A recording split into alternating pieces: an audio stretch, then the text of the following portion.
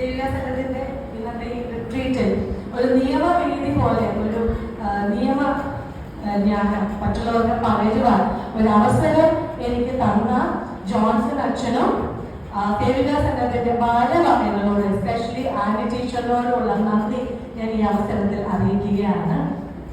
അധികം ദീർഘിപ്പിക്കുന്നൊന്നുമില്ല. ഞാൻ കറക്റ്റ് ആ നിയമ നോളജ് ഒരു സ്ത്രീക്ക് അറിഞ്ഞിരിക്കേണ്ട കുറച്ച് നിയമ അവകാശങ്ങളെ കുറിച്ച് സംസാരിക്കുവാനാണ് ഞാൻ ആഗ്രഹിക്കുന്നത്. അപ്പം അതിനകത്ത് ബേസിക്കലി നമുക്ക് അറിയാം എന്തുകൊണ്ടാണ് സ്ത്രീകളെ വേർതിരിച്ച് അവർക്കൊരു റൈറ്റ് അല്ലെ. കാരണം നമ്മുടെ സമൂഹത്തിൽ നമ്മൾ പറയുമ്പോൾ സ്ത്രീയും പുരുഷനും ഒരുപോലെയാണ്, അവർക്ക് അവകാശങ്ങൾ ഒരുപോലെ ആയിരിക്കും എന്ന് പറയുമ്പോൾ എന്തുകൊണ്ട് സ്ത്രീകൾക്ക് മാത്രമായിട്ട് ഒരു റൈറ്റ് അല്ലെ. നമ്മൾ കണ്ടിട്ടുണ്ട് scheduled caste, scheduled tribe, OBC ഇവർക്കൊക്കെ എന്തിനാണ് സ്പെഷ്യൽ റൈറ്റ്? അങ്ങനെ ഒരുപോലെ കാണുന്നു.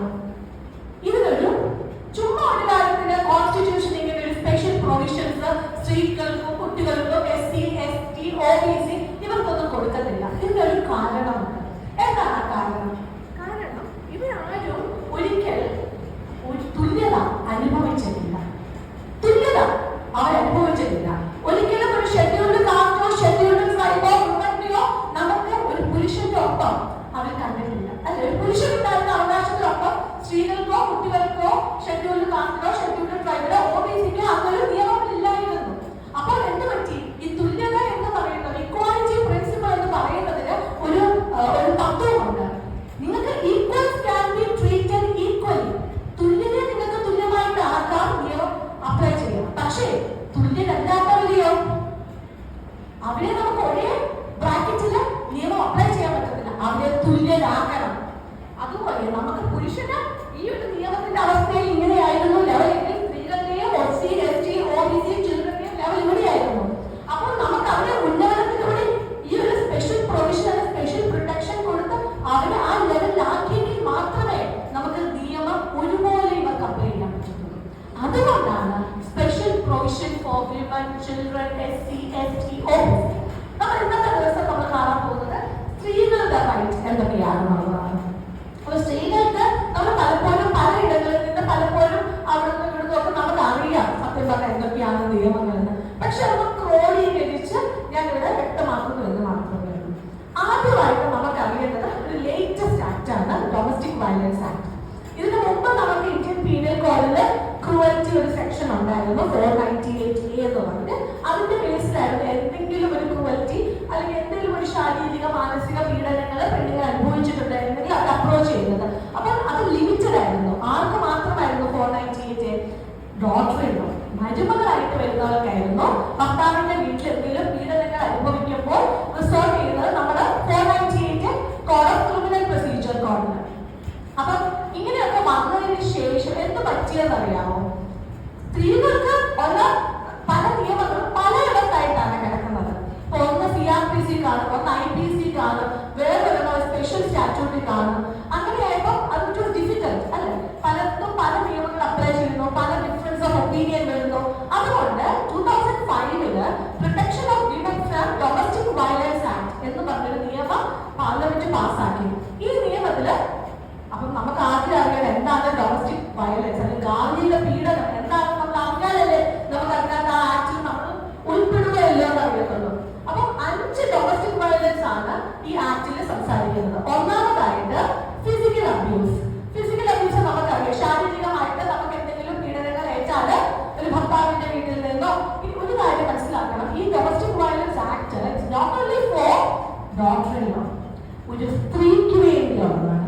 ഫോർ എക്സാമ്പിൾ, ഒരു സഹോദരി ഒരു വീട്ടില് ഗാർഹിക പീഡനം അനുഭവിക്കുകയാണ് ബ്രദറിൽ നിന്ന് അല്ലെങ്കിൽ അപ്പനിൽ നിന്ന്. അവൾക്കും ഈ ആക്ടിനനുസരിച്ച് കോടതിയെ അപ്രോച്ച് ചെയ്യാവുന്നതാണ്. അതുകൊണ്ട് ഇതിനകത്ത് ഒരു കംപ്ലൈനന്റ് അല്ലെങ്കിൽ ഒരു അഗ്രീഡ് പാർട്ടി അല്ലെങ്കിൽ സഹിക്കുന്ന ഒരാളെന്ന് പറയുന്നത് നോട്ട് ഓൺലി ഡോക്ടറിൽ അല്ല മരുമകൾ മാത്രമാണെന്നില്ല. ഒരു അമ്മായി അമ്മയ്ക്ക് പോലും മരുമകൾക്ക് മകനെ എതിരെ കേസ് കൊടുക്കണമെങ്കിലും ഗാർഹിക പീഡനം ഈ ആക്ട് അനുസരിച്ച് നമുക്ക് കൊടുക്കാം. So this is not only limited to ഡോക്ടറിനോ, അമ്മായിയമ്മ അത്രയും വർഗത്തിൽപ്പെടുന്ന ഡൊമസ്റ്റിക് റിലേഷൻഷിപ്പിലുള്ള ഏതൊരാൾക്കും ഈ കേസ് കൊടുക്കാം. ഓൺലി കണ്ടീഷൻ കേസ് കൊടുക്കുന്ന ഓപ്പോസിറ്റ് സൈഡ് എന്ന് പറയുന്നതിൽ സ്ത്രീ മാത്രമായിരിക്കരുത്. ഞാൻ അമ്മായിക്ക് മരുമകളെ ഇഷ്ടമല്ല, പക്ഷെ മകനെ വലിയ കാര്യമാണ്. ഡൊമസ്റ്റിക് വയലൻസ് അപ്ലൈ ചെയ്യത്തില്ല. കാരണം അമ്മായിയമ്മ മകനും മരുമകളും കൂടെ എന്നെ ടോർച്ചർ ചെയ്യുന്നെന്ന് പറഞ്ഞെങ്കിൽ മാത്രമേ ഡൊമസ്റ്റിക് വയലൻസ് വരൂ. കാരണം ഓപ്പോസിറ്റ് സൈഡിൽ ഒരു മെയിൻ പേഴ്സൺ വേണം ഈ ആക്ടിൽ. മനസ്സിലായോ? അപ്പൊ സഹോദരനെതിരെ ഈ ആക്ടിൽ നമുക്ക് കേസ് കൊടുക്കാം. ശാരീരികമായിട്ടോ മാനസികമായിട്ടോ. ഈ പീഡനങ്ങൾ എന്തൊക്കെയാണെന്ന് ഒന്ന് ഫിസിക്കൽ അബ്യൂസ്. അതിനകത്ത് ശാരീരികമായിട്ട് പ്രയാസങ്ങൾ, അതൊരു ചെറിയ മുറിവോ അല്ലെങ്കിൽ വളരെ ശാരീരികമായിട്ട് പരിക്കേൽപ്പിക്കുകയോ ഈ ബോർഡിലോ ഒക്കെ നമ്മൾ കേട്ടിട്ടുണ്ട് അല്ലെ. അപ്പം അങ്ങനെയുള്ള ഒഫൻസസ് ചെയ്യുമ്പോഴാണ് അത് ഫിസിക്കൽ അബ്യൂസ് ആണ് ഒന്ന്. രണ്ട് മെന്റൽ അബ്യൂസ്, ലൈക് ഇമോഷണൽ അല്ലെ വെർബൽ അബ്യൂസ് എന്ന് പറയും. എന്ന് വെച്ചാൽ നിങ്ങൾക്ക് ആ ഒരു താല്പര്യമില്ലല്ലോ, ഇത് ഞാൻ എങ്ങനെ വെച്ച് ഓർമ്മിക്കും, നീ ഒരു കാര്യം ചെയ്താലും ശരിക്കൊക്കെ ചെയ്യുന്നില്ലല്ലോ, എന്താണ് ഇത്, ഇങ്ങനെ സ്ഥിരമായിട്ട് ഇങ്ങനെ പറഞ്ഞ് നമ്മളെ വെർബലി അബ്യൂസ് ചെയ്യുക, ഇമോഷണലി അബ്യൂസ് ചെയ്യുക. ഇതിനെയാണ് രണ്ടാമത്തെ ഡൊമസ്റ്റിക് വയലൻസ് എന്ന് പറയുന്നത്. മൂന്നാമത്തത് സൈക്കോളജിക്കൽ വയലൻസ്. ഇതെന്ന് പറയുന്നത് സ്റ്റോക്കിംഗ്. നമ്മളെ തുടരെ പിന്തുടരുക, സംശയ രോഗം കൊണ്ട് നമ്മളെ ടോർച്ചർ ചെയ്യുക, നീ അത് ചെയ്തതല്ലേ, നീ അത് ചെയ്തതല്ലേ എന്ന് സ്ഥിരമായിട്ട് പറയുക, ആത്മഹത്യ നമ്മളെ ചെയ്യാൻ പ്രേരിപ്പിക്കുക. ഇതൊക്കെയാണ് സൈക്കോളജിക്കൽ വയലൻസ് എന്ന് പറയുന്നത്. മൂന്ന്. നാല് സെക്ഷൽ വയലൻസ്. ഒരു കുടുംബജീവിതത്തിന് ഏറ്റവും അത്യാവശ്യമാണ് സെക്സ്. പക്ഷെ സ്ത്രീക്ക് ഇഷ്ടമില്ലാത്ത സമയത്ത് അവളെ ഫോഴ്സ് ചെയ്ത്, അത് ഭർത്താവായിക്കൊള്ളട്ടെ, അത് നിയമം അനുവദിക്കുന്നതാണ്. കല്യാണം എന്ന് പറയുന്നത് സെക്സിനെ വാലിഡേറ്റ് ചെയ്യുന്നതാണ്. പക്ഷെ എങ്കിൽ കൂടി സ്ത്രീയുടെ സന്തോഷമോ അവരുടെ അനുവാദമോ ഇല്ലാതെ ഭർത്താവ് അവളെ ഫോഴ്സ് ചെയ്യണം. Sexual abuse. 5. ഇക്കണോമിക് അബ്യൂസ് എന്ന് വെച്ചാൽ എനിക്ക് എന്റെ കുടുംബത്തിൽ നിന്ന് കിട്ടിയ സ്വത്ത് വാങ്ങുന്നത്, അല്ലെങ്കിൽ ഞാൻ ജോലി ചെയ്ത് എനിക്ക് കിട്ടുന്ന സാലറി അത് ഭർത്താവോ ഭർത്താവിന്റെ വീട്ടുകാരോ അവർക്ക് വേണ്ടി മാത്രമായി ഉപയോഗിക്കുകയും അതിൽ എനിക്ക് കൈയടക്കാൻ പറ്റാതെ വരികയും എനിക്കത് യൂസ് ചെയ്യാൻ പറ്റാതെ വരികയും അല്ലെങ്കിൽ അവരുടെ പേരിലേക്ക് പ്രോപ്പർട്ടി മാറ്റുകയും അതിന്റെ ഒരു ബെനിഫിറ്റും എനിക്ക് കിട്ടാതിരിക്കുകയും പിന്നീട് എന്റെ ജോലിക്ക് വിടാതിരിക്കുകയും ഇതെല്ലാമാണ് നമുക്ക് എന്തുവാ ഇക്കണോമിക് അബ്യൂസ് എന്ന് പറയുന്നത്. 5 അബ്യൂസിനെ കുറിച്ച് ഞാൻ പറഞ്ഞു. ഫിസിക്കൽ, വെർബൽ അല്ലെങ്കിൽ emotional abuse, psychological violence, economic violence, sexual violence. ഇതിൽ ഏതെങ്കിലും ഒരെണ്ണം വന്നിട്ടുണ്ടെങ്കിൽ അത് ഡൊമസ്റ്റിക് വയലൻസ് ആണ്. ഇനി എന്താണ് ഈ ആക്ടിൽ കൂടെ നമുക്ക് കിട്ടുന്ന റിലീഫ്?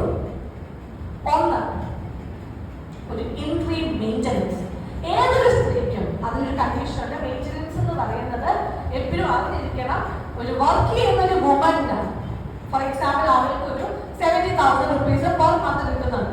ഭർത്താവിന് ഏകദേശം അത്രയും തന്നെയാണ് ശമ്പളമെങ്കിൽ രണ്ടുപേരും ഈക്വലി ഏൺ ചെയ്യുന്നവരാണ്. അവിടെ മെയിൻ്റനൻസ് എന്നുള്ളൊരു ക്വസ്റ്റ്യൻ ഇല്ല. സ്ത്രീക്ക് മെയിൻ്റനൻസ് അവിടെ ഇല്ല. രണ്ടുപേരും വർക്ക് ചെയ്യുന്നത് ഏകദേശം ഈക്വൽ സാലറി ആണ് എങ്കിൽ മെയിൻ്റനൻസ് ഇല്ല. അതൊരു പ്രൊവിഷനിലും ഇല്ല. ഇനി കാണിക്കുന്നത് എന്താണ്? സ്ത്രീക്ക് 20,000 ഉള്ളൂ, ഹസ്ബൻഡിന് കിട്ടുന്നുണ്ട് 80,000. അങ്ങനെയാകുമ്പോൾ അവരൊരു പ്രപ്പോർഷൻ ഇല്ല. അങ്ങനെ വരുമ്പോൾ സ്ത്രീക്ക് അവകാശപ്പെടാം maintenance to a limited extent. ഇനി സ്ത്രീക്ക് ജോലിയില്ല, സ്ത്രീ ഹൗസ് വൈഫ് ആണ്, ഹസ്ബൻഡ് ജോലി ചെയ്യുന്നുണ്ട്. What about his job? If the wife is not earning and she is doing only housewife and she is only in the bracket of housewife, then she is entitled to claim maintenance. എത്രയായിരിക്കും maintenance? ഹസ്ബൻഡിന് കിട്ടുന്ന സാലറിയുടെ 25% സ്ത്രീക്ക് അവകാശപ്പെട്ട maintenance ആണ്. Okay, clear? ഇനി സ്ത്രീക്ക് അവകാശപ്പെട്ട, ഇനി കുട്ടിയുണ്ടെങ്കിൽ, സ്ത്രീയും പുരുഷനും ജോലി ചെയ്യുകയാണ്, കുട്ടിയുണ്ടെങ്കിൽ കുട്ടിയുടെ മെയിൻ്റനൻസ് രണ്ടുപേരുടെയും തുല്യ ഉത്തരവാദിത്തമാണ്. ഭാര്യ പറയാൻ പറ്റത്തില്ലെങ്കിൽ ഭർത്താവിന്റെ മാത്രം ഉത്തരവാദിത്തമാണ്, ഞാൻ പൈസ കിട്ടത്തില്ല. No, it should be joint. Okay. ഇനി ഭാര്യ ജോലി ചെയ്യുന്നില്ല, ഹസ്ബൻഡ് മാത്രമാണ് ജോലി ചെയ്യുന്നത്, അല്ലെങ്കിൽ ഭാര്യയുടെ ശമ്പളം എന്ന് പറയുന്നത് വളരെ തുച്ഛമായ എമൗണ്ട് ആണെങ്കിലും ഹസ്ബൻഡിന്റെ ജോലിയാണ്, അത് ഉത്തരവാദിത്തമാണ് കുട്ടിയുടെ പഠനം, അവരുടെ പേഴ്സണൽ എക്സ്പെൻസസ് ഏറ്റെടുക്കുക എന്നുള്ളത്. സോ ഈ ഡൊമസ്റ്റിക് വയലൻസ് ആക്ട് മാത്രമല്ല മെയിൻ്റനൻസ് ഓഫർ ചെയ്യുന്നത്. നമ്മുടെ ക്രിമിനൽ പ്രൊസീജിയർ കോഡിലും അതിന് തക്കതായിട്ടുള്ള സെക്ഷൻ 125 എന്നുള്ള ഒരു പ്രൊവിഷനിൽ മെയിൻ്റനൻസ് ഓഫർ ചെയ്യുന്നുണ്ട്. അപ്പോൾ അതിന്റെ ഒറ്റ കാര്യം they should be unable to maintain themselves. അങ്ങനെയുള്ളവർക്കാണ് മെയിൻ്റനൻസ്. 125 എന്ന് പറയുന്നത് കുറച്ചൊരു വൈഡർ സ്പെക്ട്രം ആണ്. ഡൊമസ്റ്റിക് വയലൻസ് ആണ് സ്ത്രീക്ക്, കംപ്ലൈനന്റിനാണ്. പക്ഷെ ക്രിമിനൽ പ്രൊസീജിയർ കോഡിൽ ഈവൻ സീനിയർ സിറ്റിസൺസ്, ലൈക് പേരൻസിനെ നോക്കാത്ത മക്കൾക്ക് വേണ്ടിയും സീനിയർ സിറ്റിസൺസിന് മെയിൻ്റനൻസിന് അപ്ലൈ ചെയ്യാം. 120 days is a wider spectrum. പിന്നെ നമുക്ക് ഇപ്പോൾ ഫോർ എക്സാമ്പിൾ ഒരാൾ പോയി ഡിവോഴ്സിന് ഫയൽ ചെയ്യുക കേസ്, അങ്ങനെയാവുമ്പോൾ ഡിവോഴ്സിന് കേസ് ഫയൽ ചെയ്താൽ ഈ ഇൻട്രീം മെയിൻ്റനൻസ് എന്ന് പറയുന്നത് മെയിൻ്റനൻസും രണ്ടാണ്. ഇൻട്രീം മെയിൻ്റനൻസ് എന്ന് പറയുന്നത് ഒരു കേസ് കൊടുത്താൽ പിറ്റേ ദിവസം ഓർഡർ ഒന്നും നമുക്ക് കിട്ടത്തില്ല അല്ലെ, നമുക്ക് കുറച്ച് നാളെടുക്കും ആ ഓർഡർ കിട്ടാൻ. അങ്ങനെ വരുമ്പോൾ 4 കൊല്ലം അല്ലെ 5 കൊല്ലം ഒക്കെ നമുക്ക് എടുക്കും. ഈ 4 കൊല്ലം 5 കൊല്ലം ആ സ്ഥിതി എന്തോ ചെയ്യും. അതുകൊണ്ടാണ് ഇൻട്രീം മെയിൻ്റനൻസ്. എല്ലാ മന്ത്ലി പേയ്മെന്റ് ഹസ്ബൻഡിന്റെ വക കിട്ടണം ആ കേസ് തീരുന്നത് വരെ. അതാണ് ഇൻട്രീം മെയിൻ്റനൻസ്. ഇത് കഴിയുമ്പോൾ ഈ കേസ് തീർന്നു കഴിയുമ്പോൾ കിട്ടുന്നതാണ് പെർമനന്റ് മെയിൻ്റനൻസ്. ആ പെണ്ണ് പിന്നീട് കല്യാണം കഴിക്കാതിരിക്കുന്നത് വരെ, ജീവിതകാലം മൊത്തം അവൾ കല്യാണം കഴിച്ചില്ല വേറെ എങ്കിൽ ജീവിതകാലം മൊത്തം ഈ സ്ത്രീക്ക് മെയിൻ്റനൻസ് കിട്ടും. അത് കിട്ടുന്ന പെർമനന്റ് മെയിൻ്റനൻസ്. അതും മന്ത്ലി ഒരു എമൗണ്ട് ആയിരിക്കണം. അത് കൊടുത്തില്ല എങ്കിൽ എന്ത് സംഭവിക്കും? ആദ്യമായിട്ട് നമുക്ക് കോടതി അപ്രോച്ച് ചെയ്യാം, ഇങ്ങനൊരു ഓർഡർ ഉണ്ട്, എനിക്ക് മെയിൻ്റനൻസിനുള്ള ഓർഡർ ഉണ്ട്, പക്ഷെ ഭർത്താവ് തരുന്നില്ല. അങ്ങനെയാകുമ്പോൾ ഫസ്റ്റ് നമുക്കൊരു ഡിസ്ട്രസ് വാറന്റ് എന്ന് വെച്ചാൽ കോടതി ഒരു മുന്നറിയിപ്പ് കൊടുക്കുവാണ്, ഇത് കൊടുത്തില്ല എങ്കിൽ അറസ്റ്റ് വാറന്റ് ഇഷ്യൂ ചെയ്യും. രണ്ടാമതായിട്ട് പിന്നെയും 2 മാസം കൊടുക്കുന്നില്ല എങ്കിൽ പിന്നീട് ആപ്ലിക്കേഷൻ ഇടും അറസ്റ്റ് വാറന്റ്.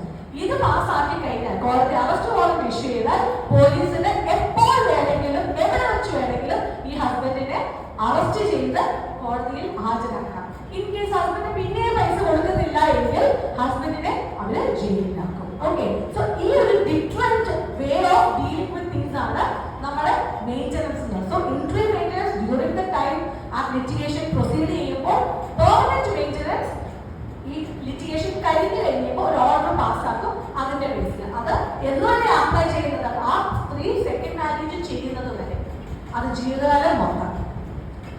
നമ്മൾ അപ്പം ഒന്ന് കിട്ടുന്നത് maintenance. 2 residence order. For example ഹസ്ബൻഡിന്റെ വീട്ടിലോ നമ്മൾ കല്യാണം കഴിച്ച് ചെല്ലുന്ന വീടാണ് ഒരു മാട്രിമോണിയൽ ഹൗസ് എന്ന് പറയുന്നത്. മാട്രിമോണിയൽ ഹൗസിൽ പെണ്ണുങ്ങൾക്ക് റൈറ്റ് ഉണ്ട്.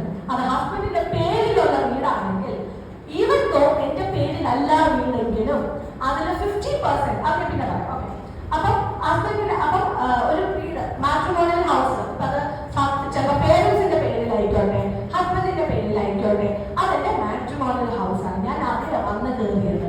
ആ വീട്ടിൽ എനിക്ക് ടോർച്ചർ അനുഭവിക്കുകയാണെങ്കിൽ എനിക്ക് ആപ്ലിക്കേഷൻ കൊടുക്കാം. എനിക്ക് ഈ വീട്ടിൽ വളരെയധികം ടോർച്ചർ ആണ്, എനിക്ക് അവിടെ സഹിക്കാൻ പറ്റുന്നില്ല. അങ്ങനെയാണെങ്കിൽ കോടതി കൊടുക്കുന്ന ഒരു ഓർഡറാണ് റെസിഡൻസ് ഓർഡർ. ഈ റെസിഡൻസ് ഓർഡർ എന്ന് പറഞ്ഞാൽ ഒന്നെങ്കിൽ ഭാര്യയ്ക്ക് ആ വീട്ടിൽ തന്നെ ഒരു പെർട്ടിക്കുലർ ഏരിയ അലോട്ട് ചെയ്യും, അവിടെ ആ സ്ത്രീയെ ബുദ്ധിമുട്ടിക്കാൻ വരരുത്. അല്ലെങ്കിൽ ഓൾട്ടർനേറ്റ് അക്കോമഡേഷൻ സ്ത്രീക്ക് പ്രൊവൈഡ് ചെയ്യേണ്ടി വരും ഹസ്ബൻഡ്. വാടകയ്ക്ക് ഒരു വീട് എടുത്തു കൊടുത്ത് അതിന്റെ വാടക കൊടുക്കേണ്ടത് ഹസ്ബൻഡ് ആയിരിക്കും. ഇനി ഇതല്ല, സ്ത്രീക്ക് ആ വീട്ടിൽ തന്നെ താമസിക്കണം. അങ്ങനെയാണെങ്കിൽ ആ വീട്ടിൽ പിന്നെ ഒരു പെർട്ടിക്കുലർ ഏരിയ അലോട്ട് ചെയ്തിട്ട് അവരെ വന്ന് ഡിസ്റ്റർബ് ചെയ്യുവാണെങ്കിൽ ആ വീട്ടിൽ നിന്ന് ഭർത്താവിനോട് ഇറങ്ങി പോകാനുള്ള ഓർഡർ വരെ കോടതികൾ കൊടുക്കും. അതുപോലെ ഉള്ള ഒരു പവർഫുൾ ഒരു പ്രൊവിഷൻ ആണ് റെസിഡൻസ് ഓർഡർ. 3 custody order. ഇപ്പൊ മിക്കവാറും ആ സ്ത്രീയെ മാത്രമായിരിക്കും ഇറക്കി വിടുന്നത്, മക്കളൊക്കെ ഭർത്താവിന്റെ കൂടെ ആയിരിക്കും. അങ്ങനെയുള്ള സാഹചര്യത്തിൽ സ്ത്രീയുടെ കൂടെ കുട്ടികളെ വിടാനുള്ള പ്രൊവിഷനാണ് കസ്റ്റഡി. സ്ത്രീക്ക് കൊടുക്കുന്ന ഒരു പ്രൊവിഷനാണ് കസ്റ്റഡി ഓർഡർ. 4 protection order. ഈ പ്രൊട്ടക്ഷൻ ഓർഡർ എന്ന് പറഞ്ഞു കഴിഞ്ഞാല് ഇപ്പൊ സ്ത്രീകൾ ജോലി ചെയ്യുന്നവരായിരിക്കാം, ഓഫീസിന്റെ സ്ഥലത്ത് വന്ന് അവരെ അബ്യൂസ് ചെയ്ത് ആ ഓഫീസ് സ്റ്റാഫിന്റെ മുന്നിൽ ഇവർ അപമാനിക്കുന്ന ഒരു രീതിയുണ്ട്. അതിനെ തടയിടാൻ വേണ്ടി പ്രൊട്ടക്ഷൻ ഓർഡറിന് അവരുടെ പെർട്ടിക്കുലർ ഏരിയ, അവർ താമസിക്കുന്ന സ്ഥലത്തോ ജോലി ചെയ്യുന്ന സ്ഥലത്തിന്റെയോ ഒരു പെർട്ടിക്കുലർ ഏരിയയിൽ വന്ന് ഡിസ്റ്റർബ് ചെയ്യാതിരിക്കാൻ അവരെ പ്രൊട്ടക്ട് ചെയ്യുന്ന ഒരു ഓർഡറാണ് പ്രൊട്ടക്ഷൻ ഓർഡർ. Finally compensation. ഒരു ഓർഡർ, ഒരു ഡൊമസ്റ്റിക് വയലൻസ് കണ്ടു മനസ്സിലാക്കി കഴിഞ്ഞാൽ ഒരു lump sum amount for the compensation ആയിട്ട് പാസ് ചെയ്യും. അപ്പൊ 5 കാര്യം, 5 ഡൊമസ്റ്റിക് വയലൻസ് ഉണ്ട്, 5 തരത്തിലുള്ള റിലീഫും ഉണ്ട്. 5 റിലീഫ് എന്ന് പറഞ്ഞാൽ 1 interim as well as final ഒരു പെർമനന്റ് മെയിൻ്റനൻസ് കൊടുക്കും. 2 residence order in case needed, protection order in case needed, then custody order, then finally compensation. ഇനി എങ്ങനെ നമുക്ക് ഇതിനെ ഇങ്ങനൊരു കേസ് വന്ന് നമുക്ക് എങ്ങനെ ആരെ അപ്രോച്ച് ചെയ്യണം അല്ലെ, നമുക്ക് അറിയത്തില്ല. അപ്പൊ അങ്ങനെയാവുമ്പോൾ ഈ കോടതി എന്ന് പറയുന്നത് മജിസ്ട്രേറ്റ് കോടതിയിലാണ്. ഇത് സിവിൽ കോടതി, നമ്മളിപ്പോൾ ഒരു വക്കീലിനോട് ചോദിച്ചു കഴിഞ്ഞാൽ സിവിൽ മാറ്റേഴ്സ് ഉണ്ട്, ക്രിമിനൽ മാറ്റേഴ്സ് ഉണ്ട്. അപ്പൊ പണ്ടൊക്കെ മെയിൻ്റെനൻസ്, ഡിവോഴ്സ് എന്നൊക്കെ പറയുന്ന ഒരു സിവിൽ നേച്ചർ. അതിനകത്ത് സിവിൽ നേച്ചറിന്റെ ക്രിമിനൽ നേച്ചറിന്റെ ഡിഫറൻസ് എന്ന് പറയുന്നത് സിവിൽ മാറ്ററിൽ ആളുകളെ അറസ്റ്റോ ഒന്നുമില്ല, ഒരു കോമ്പൻസേഷൻ തന്നെ വിടും, അത്രേ ഉള്ളൂ. പക്ഷെ ക്രിമിനൽ നേച്ചറിൽ എന്താ അറസ്റ്റ് ഉണ്ട്. അപ്പൊ അതിന്റെ സീരിയസ്നെസ് നമുക്കൊക്കെ അറിയാം. അറസ്റ്റ് ചെയ്യുന്നതും ഒരു പൈസ കൊടുക്കാൻ പറയുന്നതും തമ്മിൽ വളരെ വ്യത്യാസമുണ്ട്. അപ്പൊ ക്രിമിനൽ നേച്ചറിൽ അറസ്റ്റ് ഉണ്ട്. അപ്പൊ ഡൊമസ്റ്റിക് വയലൻസ് എന്ന് പറയുന്നത് ഒരു ക്രിമിനൽ നേച്ചറാണ്. പക്ഷെ സിവിൽ, പണ്ടൊക്കെ ഡിവോഴ്സ്, മെയിൻ്റെനൻസ് എന്ന് പറയുന്നത് സിവിൽ നേച്ചറാണ്. കൊടുത്താ കൊടുത്തില്ല, അത്രേ ഉള്ളൂ. പക്ഷെ ഇന്ന് അതങ്ങനെയല്ല. ഓക്കെ, അപ്പൊ നമുക്ക് ഇത് എവിടെ കേസ് കൊടുക്കാൻ പറ്റും? കോടതി എന്ന് പറയുന്ന മജിസ്ട്രേറ്റ് കോടതി, ക്രിമിനൽ കോടതിയിലാണ് നമുക്ക് ഇതിന് കേസ് കൊടുക്കുന്നത്. എന്നിട്ട് നമുക്ക് പോലീസിനെ അപ്രോച്ച് ചെയ്യാം, പോലീസ് വഴി അത് കേസ് കൊടുക്കാം. അല്ലെങ്കിൽ നമുക്കൊരു പ്രൊട്ടക്ഷൻ ഓഫീസ്, ഇപ്പൊ പൻവേൽ പറയുകയാണെങ്കിൽ പൻവേലിൽ നമ്മുടെ ആ ഓൾഡ് പൻവേലില് അംബേദ്കർ സ്റ്റാച്യൂവിന്റെ സൈഡിലായിട്ട് ഒരു പ്രൊട്ടക്ഷൻ ഓഫീസറുടെ ഓഫീസ് ഉണ്ട്. അപ്പൊ എന്തെങ്കിലും പ്രശ്നമാണെങ്കിൽ പ്രൊട്ടക്ഷൻ ഓഫീസിന്റെ അടുത്തല്ലേ കംപ്ലൈന്റ് എഴുതി കൊടുക്കുക, അവര് പിന്നെ ആ കേസ് മുന്നോട്ട് കൊണ്ടുപോകും. ഇത് നമുക്ക് കാശില്ല ഒരു വക്കീലിനെ കൊടുക്കാനെങ്കില് നമുക്ക് ലീഗൽ എയ്ഡ് ഫെസിലിറ്റി ഉണ്ട്. അവിടെ എന്ന് വെച്ചാൽ പൈസ അവർക്ക് വളരെയധികം ചുരുക്കം പൈസയേ ഉള്ളൂ, അല്ലെങ്കിൽ സാലറി ഇല്ല, നമ്മൾ അങ്ങനെ ഹൗസ് വൈഫ് ആണ് എന്ന് പറഞ്ഞാല് അവർ തന്നെ വക്കീലിനെ വെച്ച് കേസ് നടത്തിക്കോളും. നമുക്ക് ജസ്റ്റ് ചോദിച്ചാൽ മാത്രം മതി കേസിന്റെ സ്റ്റേറ്റസ് എന്താണെന്നുള്ളത് മാത്രം അന്വേഷിച്ചാൽ മതി.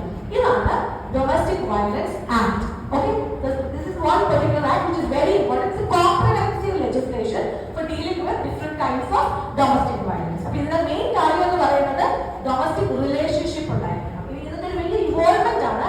Even a living partner not under the bracket of marriage can also file cases under domestic violence act. Okay, അതാണ് ഇതിന്റെ വേറൊരു സ്പിയർ എന്ന് പറയുന്നത്.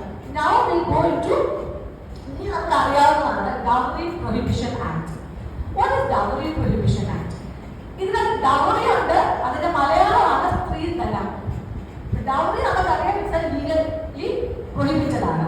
പക്ഷെ ഞാൻ ചോദിക്കുകയാണ്, സ്ത്രീധൻ എന്നൊരു വാക്കുണ്ട്, സ്ത്രീധനം മലയാളത്തിലെ ട്രാൻസ്ലേഷൻ, സ്ത്രീധൻ എന്നൊരു വാക്കുണ്ട്.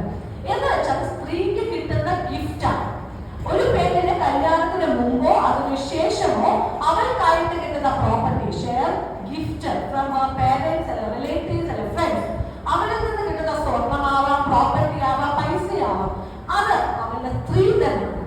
അത് ആരും ചോദിച്ച് മേടിക്കുന്നതല്ല. അങ്ങനെ ആയതുകൊണ്ട് stridhan is always legally valid, she can keep it. പക്ഷെ ഡൗറി എന്ന് പറയുന്നത് അല്ല സ്ത്രീധനം എന്ന് പറയുന്നത് എന്തുകൊണ്ട് പ്രൊഹിബിറ്റ് ചെയ്യുന്നു? കാരണം അത് ഭർത്താവിന്റെ വീട്ടുകാര് ചോദിച്ചു മേടിക്കുന്നതാണ്. അതുകൊണ്ട് ഡിമാൻഡ് പ്രൊഹിബിറ്റഡ്, അക്സെപ്റ്റഡ്. ആ ഡിമാൻഡിന് ഞാൻ അക്സെപ്റ്റ് ചെയ്യാം, ശരി കല്യാണം നടത്താൻ വേണ്ടി ഞങ്ങൾ പൈസ കൊടുക്കാം എന്ന് പറയുന്ന അക്സെപ്റ്റൻസ്. എന്നിട്ട് അത് കൊടുക്കുന്നത് giving it's all prohibited. Demand, giving, then taking that particular dowry, they are all prohibited. അത് ലീഗൽ ഒഫൻസ് ആണ്.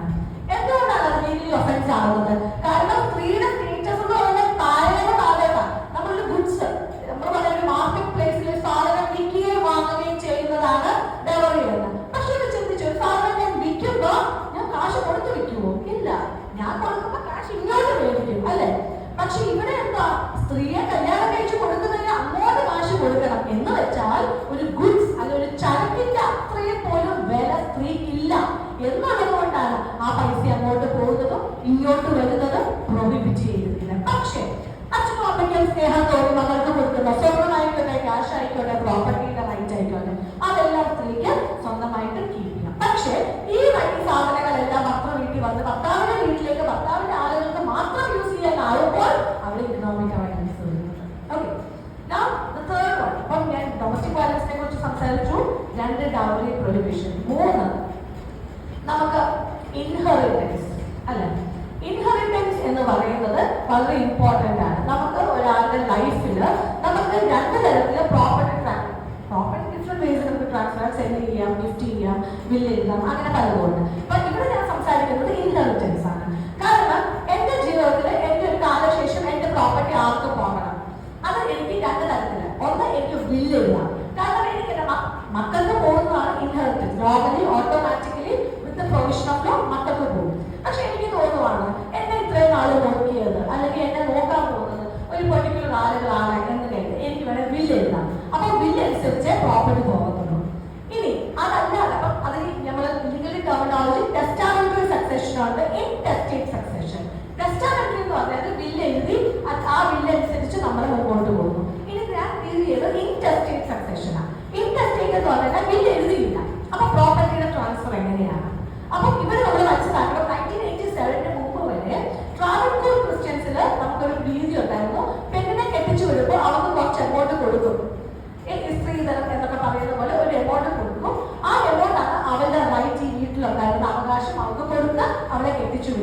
ഇനി അവർക്ക് ഈ വീട്ടിൽ അവകാശമില്ല ആൺകുട്ടികൾക്കാണ്.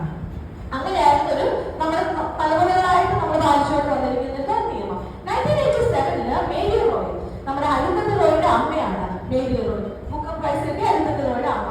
അവർ ആ സ്ത്രീയുടെ വീട്ടിൽ കാശില്ലാത്തതൊന്നുമല്ല, അവർക്ക് കുന്നൂര് വളരെയധികം എസ്കേറ്റും കാര്യമുണ്ട്. പക്ഷെ അല്ലെ, എന്തിന് എന്നെ മാത്രം ഒഴിവാക്കുന്നു? അപ്പോൾ അവര് കൊണ്ടുപോയി ഒരു റിട്ട് പെറ്റീഷൻ ഫയൽ ചെയ്ത് സുപ്രീം കോടതിയിൽ ഈ നിയമം ശരിയല്ല, സ്ത്രീക്കും അച്ഛനും അമ്മയുടെ വീട്ടിൽ അവകാശം തുല്യമായിട്ട് വരാം. അപ്പോൾ അങ്ങനെ സുപ്രീം കോടതി ആ ആക്ടിനെ ഇൻവാലിഡേറ്റ് ചെയ്ത് ഇങ്ങനെ ഒരു പ്രൊവിഷൻ പറഞ്ഞു, സ്ത്രീക്ക് ബ്രദറിന്റെ ഒരു ഡോട്ടറിന് ബ്രദറിന്റെ അതേപോലെ അവകാശം ആ വീട്ടിൽ ഉണ്ടായിരിക്കണം. Son and daughter should be treated equally. Property division ഒരുപോലെ ആയിരിക്കണം. ഇനി ഇപ്പൊ നമുക്ക് നോക്കാം, ഒരു ഭർത്താവ്, ഭാര്യ, 2 മക്കൾ, 3 മക്കൾ, അല്ലെ 2 മക്കളുടെ കൺഫ്യൂഷൻ, 3 മക്കളുള്ളത്, 2 പെൺപിള്ളേരും ഒരു ആൺകൊച്ചും പിന്നെ അച്ഛനും അമ്മയും. അച്ഛൻ മരിച്ചു, വില്ല് എഴുതിയിട്ടില്ല, വില്ല് എഴുതി വേറെ ആൾക്കാരെ കൊടുത്തത് പ്രോപ്പർട്ടി അങ്ങോട്ട് പോകും, പക്ഷെ ഇവിടെ വില്ല് എഴുതിയിട്ടില്ല. അപ്പൊ ഭാര്യയുണ്ട്, 2 പെൺപിള്ളേരും ഒരു ആൺകൊച്ചും ഉണ്ട്. ഇങ്ങനെയാകുമ്പോൾ പ്രോപ്പർട്ടി ഡിവിഷൻ എങ്ങനെയാണെന്ന് നോക്കാം. ഭാര്യയ്ക്ക് 1/3 റൈറ്റ്, ആ പ്രോപ്പർട്ടി എന്തുമായിക്കോട്ടെ 1/3 റൈറ്റ് ഭാര്യയ്ക്ക്, ബാക്കി 2/3 റൈറ്റ് 3 മക്കൾക്കും തുല്യമായിട്ട് വീതിക്കും. മനസ്സിലായോ? 2/3 ഫോർ എക്സാമ്പിൾ 90 ആണെങ്കിൽ 90% ഉണ്ടെങ്കിൽ 1/3 പോയി കഴിയുമ്പോൾ 40 പോയി അല്ലെ, പിന്നെ ഉള്ളത് 70 ആണ്. ഈ 70 ഡിവൈഡ് ബൈ 3 ചെയ്യും. 3 മക്കളാണ്, 3 മക്കൾക്ക് ഒരുപോലെയാണ്. അല്ലാതെ മകന് 50% ബാക്കി 20 ഡിവൈഡ് ചെയ്യാൻ ഇല്ല, 70 തുല്യമായിട്ട് വീതിക്കും. ഇനി പക്ഷെ സ്ത്രീ പറയുവാണ്, അല്ലെ സിസ്റ്റർ പറയുന്നത്, എനിക്ക് ഏതായാലും കാശ് കിട്ടി, ഇനി എനിക്കൊന്നും വേണ്ട, ഇത് നിങ്ങൾ തന്നെ എടുത്തോ എന്ന് പറഞ്ഞിട്ട് ഒബ്ജക്ഷൻ എഴുതി കൊടുത്താൽ ആ കയ്യിൽ കിട്ടുമല്ല. പക്ഷെ അത് കൊടുക്കാത്തടത്തോളം കാലം രജിസ്ട്രേഷൻ ഓഫീസിൽ ഈ പ്രോപ്പർട്ടി സെല്ല് ചെയ്യാൻ പറ്റത്തില്ല, സ്ത്രീയുടെ അല്ലാതെ ഡോക്ടറിന്റെ പെർമിഷൻ ഇല്ലാതെ. Okay, clear? So 1/3 right will go to the wife, then 2/3 will be divided equally between the children. അത് ആൺകൊച്ചായിക്കോട്ടെ പെൺകൊച്ചായിക്കോട്ടെ. ഇനി ഭർത്താവ് ഭാര്യ മാത്രമേ ഉള്ളൂ, മക്കളില്ല, ഒരു ഹസ്ബൻഡ്, അങ്ങനെ ഒരു ഹസ്ബൻഡ് മരിച്ചാൽ 1/3 അല്ല, ഭാര്യയ്ക്ക് കിട്ടുന്നത് 50% വേണ്ടി, ബാക്കി 50% ഭർത്താവിന്റെ വീട്ടുകാർക്ക് പോകും. എന്ന് വെച്ചാൽ പേരൻസ് ജീവിച്ചിരിപ്പുണ്ടെങ്കിൽ പേരൻസിന് പോകും. Okay, clear? So this is called inheritance. 1/3 wife, അത് ഏത് സാഹചര്യത്തിലും 1/3 വൈഫിനായിരിക്കും, ബാക്കി 2/3 equally divided between the children. ഭർത്താവിന് മക്കളില്ല എങ്കിൽ ഭർത്താവിന്റെ ഹാഫ് ഷെയർ വൈഫിനും ഹാഫ് ഷെയർ ഭർത്താവിന്റെ വീട്ടുകാർക്കും പോകും. ഇനി നമുക്ക് ലാസ്റ്റ് ആൻഡ് ഫൈനൽ നമുക്ക് നോക്കാവുന്നത് നമ്മുടെ 3 കാര്യങ്ങളാണ് പറഞ്ഞത്. കൺഫ്യൂഷൻ ആണ്. ഡൊമസ്റ്റിക് വയലൻസ് പറഞ്ഞു, ഇൻഹെറിറ്റൻസ് പറഞ്ഞു, ഡൗറി പ്രൊഹിബിഷൻ പറഞ്ഞു. 4 പറയുന്നത് മെറ്റേണിറ്റി ബെനിഫിറ്റ് ആക്ട്. ഈ മെറ്റേണിറ്റി എന്ന് പറയുന്നത്, കാരണം ഇന്ന് നമ്മൾ പലപ്പോഴും കേട്ടിട്ടുണ്ട് equal pay for equal work എന്ന് കേട്ടിട്ടുണ്ട്. പിന്നെ എന്തെങ്കിലും വർക്ക് പ്ലേസിൽ നമുക്ക് സെക്ഷലി നമുക്ക് എന്തെങ്കിലും ഒരു അസൗകര്യങ്ങൾ വന്നിട്ടുണ്ടെങ്കിൽ we have a section work പ്ലേസിന് ഹറാസ്മെന്റിന് എതിരായിട്ട് നമുക്ക് നിയമങ്ങളുണ്ട്. Protection of woman from sexual harassment in workplace എന്നുള്ള ആക്ട് ഒക്കെ ഉണ്ട് നമുക്ക്. അപ്പൊ ഇതൊക്കെ പറയുന്നതിന് ഒരു കാരണം എന്താണെന്ന് വെച്ച് കഴിഞ്ഞാൽ, ഇന്ന് സ്ത്രീകൾ പണ്ടത്തെ പോലെ വീട്ടിലിരിക്കുക മാത്രമല്ല, ഇന്ന് അവർ പുറത്തോട്ട് ഇറങ്ങുന്നുണ്ട്, കാര്യങ്ങളിൽ ഇടപെടുന്നുണ്ട്. അപ്പൊ സ്ത്രീക്ക് കുറച്ച് പ്രൊട്ടക്ഷൻ വേണം. കാരണം സ്ത്രീ ഒരു വൾനറബിൾ അല്ല, ഒരു ബ്രാക്കറ്റിൽ എപ്പോഴും, പിന്നെ സ്ത്രീക്ക് പല ലിമിറ്റേഷൻസ് ഉണ്ട്. അപ്പോൾ അങ്ങനെ എനിക്കിപ്പോ സ്ത്രീയെ കുറച്ചുകൂടി പ്രൊട്ടക്ട് ചെയ്തെങ്കിലേ അവർ പിന്നെയും ഓഫീസിലേക്ക് വരികയുള്ളൂ, അല്ലെങ്കിൽ ആരും ജോലിക്ക് എടുക്കത്തില്ല. ഒന്ന്, കാരണം സ്ത്രീ വൾനറബിൾ ആണ്. 2, അവർക്ക് അവരുടേതായിട്ടുള്ള ലിമിറ്റേഷൻസ് എന്നാണ് പല എംപ്ലോയേഴ്സ് വിചാരിക്കുന്നത്. അവരെ എടുത്തു കഴിയുമ്പോൾ പല പ്രൊവിഷൻസും അപ്ലൈ ചെയ്യേണ്ടി വരിക. അപ്പോൾ അത് പ്രയാസമാണ്. അങ്ങനെ വരുന്നത് കൊണ്ട് സ്റ്റേറ്റ് ഒരു പ്രൊട്ടക്ഷൻ കൊടുത്തില്ല എങ്കിൽ നാളെ സമൂഹത്തിൽ സ്ത്രീകൾക്ക് ജോലി ചെയ്യാൻ ബുദ്ധിമുട്ട് വരും. അതുകൊണ്ടാണ് സ്റ്റേറ്റ് ഇങ്ങനത്തെ സ്പെഷ്യൽ പ്രൊട്ടക്ഷൻ ലോസ് കൊടുക്കുന്നത്. അപ്പോൾ ഇതുകൊണ്ടാണ് പെണ്ണിന് എന്തെങ്കിലും ശാരീരികമായിട്ടൊരു ഹറാസ്മെന്റ്, സെക്ഷലി ഫീൽ ചെയ്യുക, അല്ലെങ്കിൽ ഒരു ഓറൽ കമന്റ്, അല്ലെങ്കിൽ ഒരു വീഡിയോ കാണിക്കുവാണ്, ആയിട്ടുള്ള സെക്ഷലി ഓറിയന്റഡ് ആയിട്ടുള്ള വീഡിയോസ് കാണിക്കുകയാണ് വർക്ക് സ്ഥാപനങ്ങളിൽ, അല്ലെങ്കിൽ അവർ സ്ത്രീ ആയതുകൊണ്ട് അവളെ മാറ്റി നിർത്തുന്നു, അങ്ങനെയൊക്കെ വന്നു കഴിഞ്ഞാലും നമുക്ക് protection of woman in workplaces from sexual ഹറാസ്മെന്റിന്റെ ആക്ട് അപ്ലൈ ചെയ്യും. അപ്പൊ അതിനുള്ള കാര്യമില്ല. അപ്പൊ എംപ്ലോയർ ഉറപ്പായിട്ടും അവിടെ ഒരു കമ്മിറ്റിയെ ഉണ്ടാക്കണം. ആ കമ്മിറ്റിയിൽ വന്നിട്ട് കംപ്ലൈന്റ് ചെയ്യാം. ആ കമ്മിറ്റി അത് എടുത്തില്ല എങ്കിൽ അത് നേരെ പോലീസ് സ്റ്റേഷനിലോട്ട് പോകും. അപ്പൊ it's employer duty to have a committee over there to supervise. എന്തെങ്കിലും പ്രശ്നങ്ങളുണ്ട്, അത് അവർ ചെയ്യുന്നില്ല എങ്കിൽ നേരെ നമുക്ക് പോലീസിൽ കംപ്ലൈന്റ് ചെയ്യാം.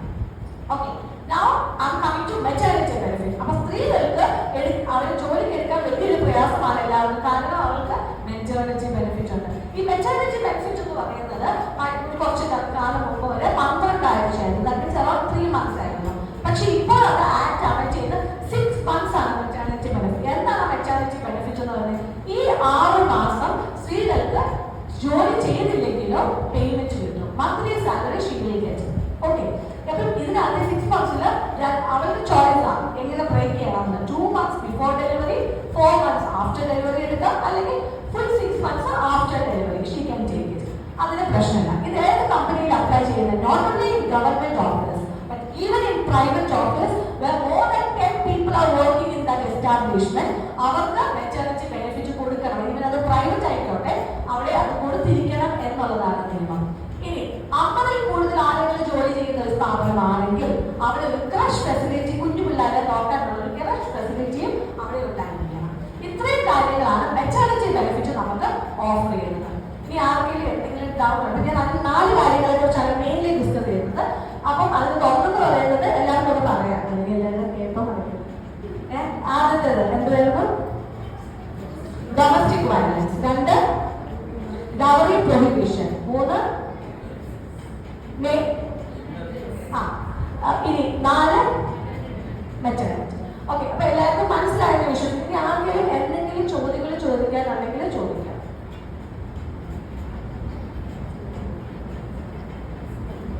സംശയം